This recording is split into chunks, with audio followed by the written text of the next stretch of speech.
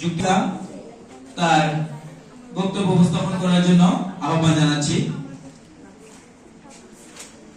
জাহিদ, তোমার সময় শুরু।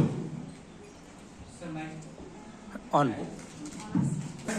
বিচার মন্ডলী মাননীয় মডারেটরকে জানাচ্ছি আসসালামু আলাইকুম রহমতুল্লাহি ওয়া বারাকাতুহু। ধন্যবাদ জানাচ্ছি মাননীয় সভাপতি আজকের এই বিতর্কের মঞ্চে আমাকে এই বক্তব্যের সুযোগ দেওয়ার জন্য। আজকের বিতর্কের বিষয় হচ্ছে দুর্নীতিবোধের তুলনায় ভূমিকা মুখ্য এবং কিছু যুক্তিপূর্ণ কারণে আমি এই বিপক্ষে অবস্থান নিচ্ছি।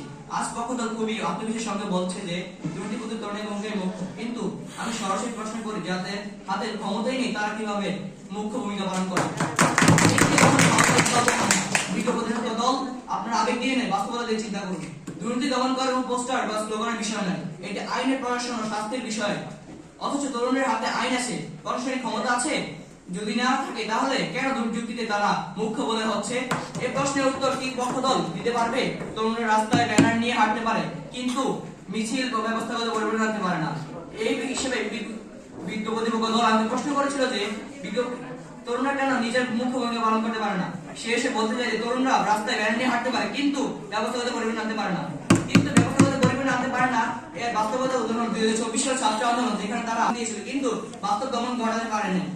যে ঘটেছে তা আন্দোলন। সুতরাং এই যদি তারা দুর্নীতি দমন মুখ্য তাহলে তারা কেন তারা বাস্তব দমন করলো না?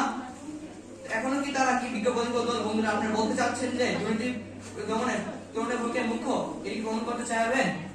ভারতের ইন্ডিয়ার আমরা দেখতে পেয়েছি যে ভারতের কেন্দ্রীয় এগেইনস্ট কর্পোরেশন আমরা রূপান্তর 2011 সালের 15 সাল থেকে সালের মধ্যে হাজারো আন্দোলন তরুণদের নেতৃত্বে আমরা আগামী পার্টি এএপি গঠিত হয় এবং তাদের দিল্লিতে ক্ষমতায় আসে।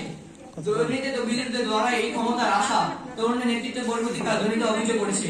তবে আজকে বিতর্কে এই প্রশ্ন করে, প্রথমত তরুণের কাছে শক্তি কিন্তু নেই ক্ষমতা। দুর্নীতি হয় মূলত নীতি নির্ধারণ পর্যায়ে, যেখানে তরুণের অংশগ্রহণ সীমিত, অবগত আছে দুর্নীতি দমন করা অসম্ভব।